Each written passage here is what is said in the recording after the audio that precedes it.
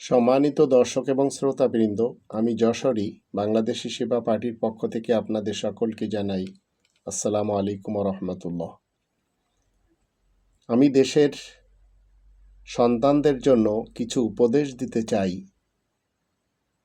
যেগুলি আমরা শোয়েব রাসূলের সাথে সম্পর্ক হতে দেখি। যাবতীয় কল্যাণের কাজ সেগুলি সবই সালাতে শোয়েব এবং শোয়েব রাসূলের দাইমি সালাত। বাংলা ভাষা আপনারা যারা বোঝেন, আপনারা যারা শিক্ষার্থী রয়েছেন, আপনাদেরকে মনে রাখতে হবে,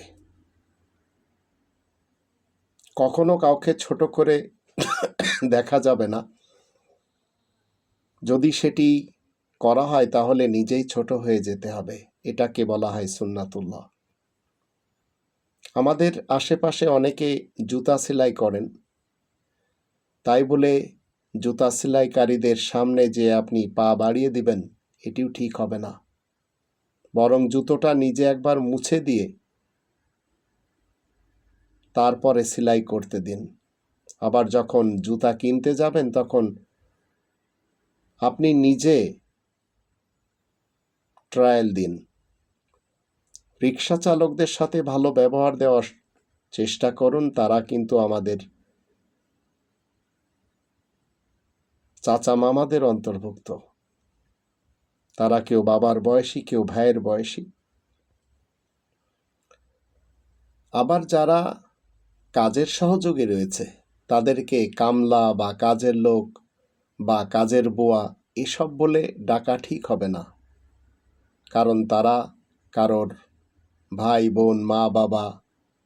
তাই কাকা কাকি বলে অথবা ভাই বোন বলে এদের ডাকা উচিত। পড়াশোনা অবশ্যই আপনাদের সকলকে করতে হবে, তাই বলে পড়াশোনা করে জীবন উন্নত করতে যাই কারোর ঘাড়ে পা দিয়ে উপরে ওঠার চেষ্টা করা ঠিক হবে না। কাউকে সাহায্য করে পিছনে ফিরে কখনো দেখা উচিত হবে না, কারণ যাকে আপনি সাহায্য করছেন সে লজ্জা পেতে পারে। সবসময় শুধু রব্বানি বিধান মতে দেওয়ার চেষ্টা করতে হবে। মনে রাখতে হবে, প্রদানকারীর হাত সবসময় উপরে থাকে। আর এমন কিছু করা যাবে না যার জন্য আপনাদের এবং আপনাদের পরিবারের উপরে মানুষ আঙ্গুল উঠাবে। আপনি বাবার কন্যা হন অথবা বাবার ছেলে সন্তান হন। আর ছেলে হয়ে আপনারা যারা জন্মিয়েছেন, আপনাদের দায়িত্ব কখনো এড়িয়ে গেলে চলবে না। মনে রাখবেন, আপনাদের কি আছে সেটি আপনাদের গায়ে লেখা নেই, কিন্তু আপনাদের ব্যবহার কেমন সেটি অবশ্যই মানুষ ব্যবহার শুনলে দেখে জানতে পারে। আর আপনারা যারা বিবাহ করেছেন, কখনো মায়ের কথা শুনে বউকে এবং বউয়ের কথা শুনে মাকে বিচারের কাঠগড়ায় দাঁড় করাবেন না। কাউকে আপনি ফেলতে পারবেন না, স্ত্রী হিসাবে অন্যের মেয়েকে। আর নিজের মাকে তো কখনো ফেলা যাবে না। আমি আমার জীবনে দেখেছি,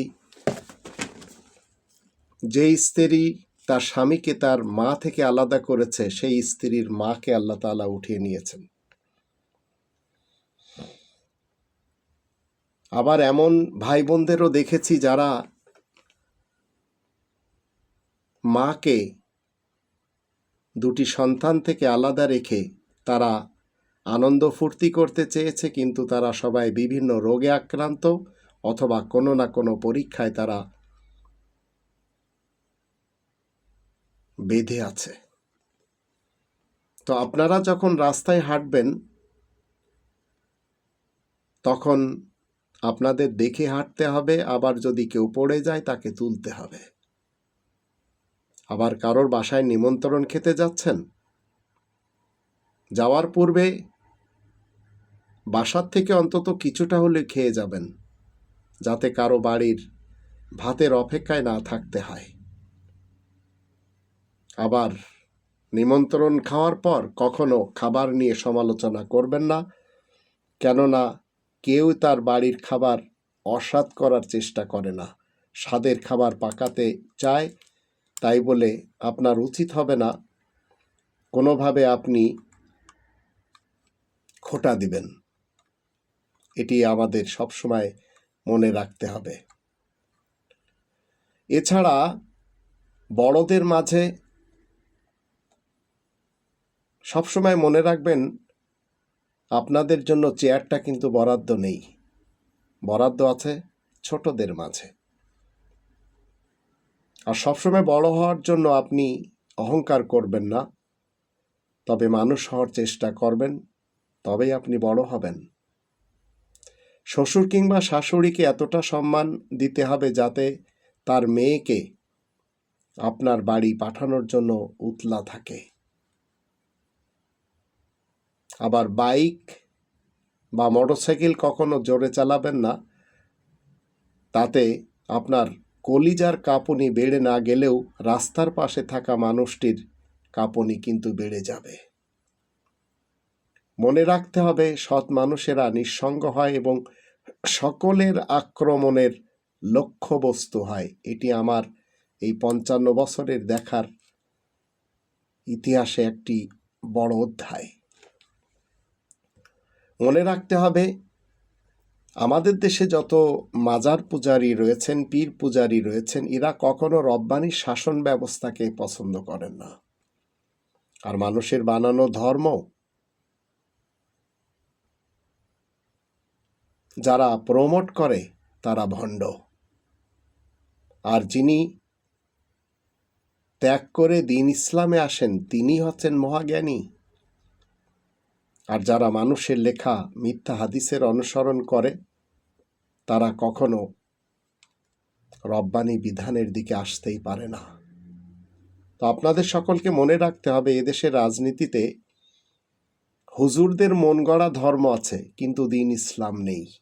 তাই বক্তা হুজুরদের পিছনে ছোটাছুটি না করে অন্তত কোরআন নিয়ে একটু চেষ্টা করুন মাতৃভাষায় পড়তে, যেটি আল্লাহ বলে দিয়েছেন। মনে রাখবেন, ধর্ম ব্যবসায়ীদের হাতে আপনার ভাগ্য যদি চলে যায়, তাহলে অভাগ্যের তাড়নায় আপনাকে দেশ ত্যাগ করা লাগতে পারে। তাই মনে রাখবেন, পৃথিবী থেকে হারিয়ে যাচ্ছে মায়া, মমতা, মানবতা।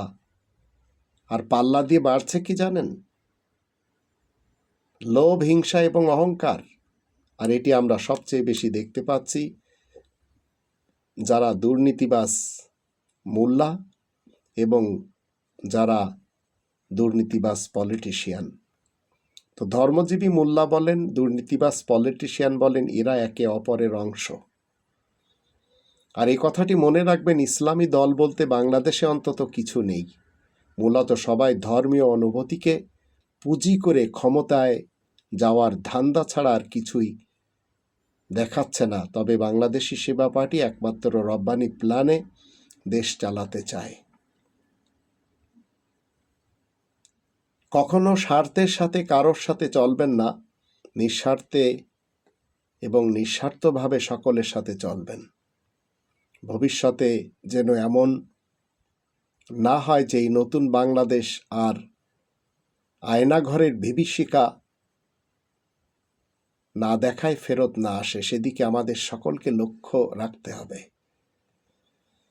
আল্লাহ তাআলার বিধিবিধান মানার ক্ষেত্রে বাধা নিষেধ প্রয়োগ করাকে বলা হয় ইসলাম বিদ্বেষ।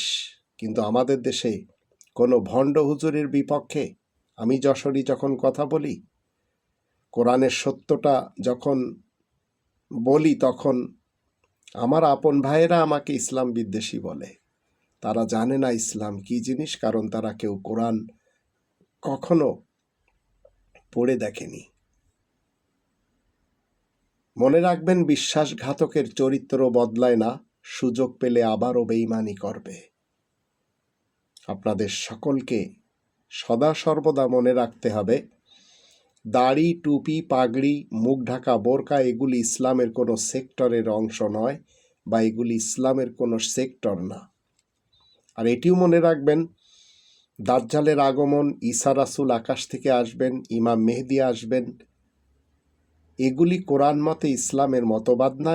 এগুলি হচ্ছে কোরআনের শত্রুদের সাজানো নাটক, যা তারা তাদের ধর্মের কাহিনীতে, তাদের বক্তৃতাতে, তাদের ভাষণে বলে চলে।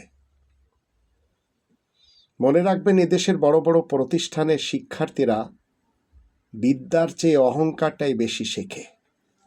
তাই আমরা দেখতে পেলাম খুলনার কুয়েটে যে ছাত্র শিবির এবং ছাত্র দলের লড়াই, আর এর পূর্বে তো 17 বছর যাবৎ দেখেছে জাতি ছাত্রলীগের তাণ্ডব। মনে রাখবেন, এদেশ এমন একটি দেশ যে দেশে অনেক ডেভিল রয়েছে এবং অনেক ডেভিল পুরুষ রয়েছে, এমনকি নারীও রয়েছে। এদের থেকে নিজেকে বাঁচিয়ে রাখবেন। এরা কখনো নেতা, কখনো নেত্রী রূপে সামনে আসে। এরা সবাই মূলত ডেভিল। মনে রাখবেন, যেখানে সুশিক্ষা কম সেখানে তর্ক বেশি, সেখানে হিংসা বেশি।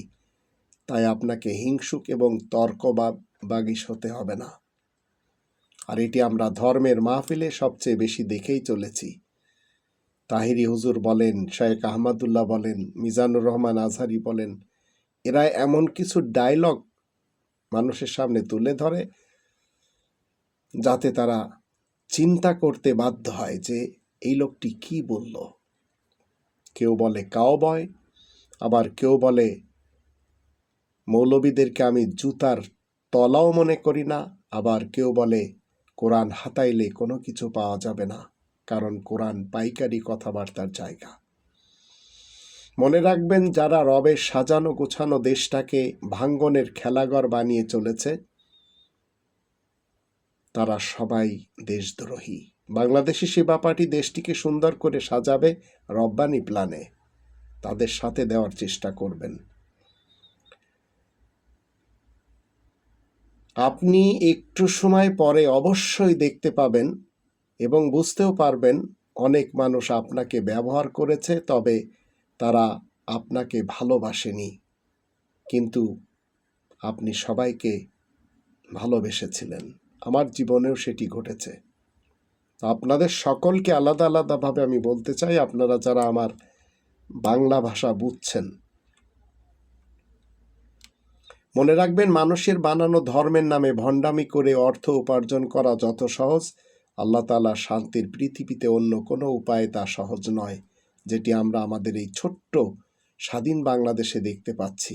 একের পর এক ভণ্ড, শাতেমে রসুল, গুস্তাকে রসুল, আয়াত গোপনকারী উলামায়ে কুফফারদের জন্ম হচ্ছে। মনে রাখবেন, পরের মন্দ চেষ্টায় ফাঁদ পাতলে অবশ্যই আপনাকে সেই ফাঁদে একদিন অবশ্যই পড়তে হবে, তবে সময় লাগতে পারে, কিন্তু পড়তে হবে আপনাকে।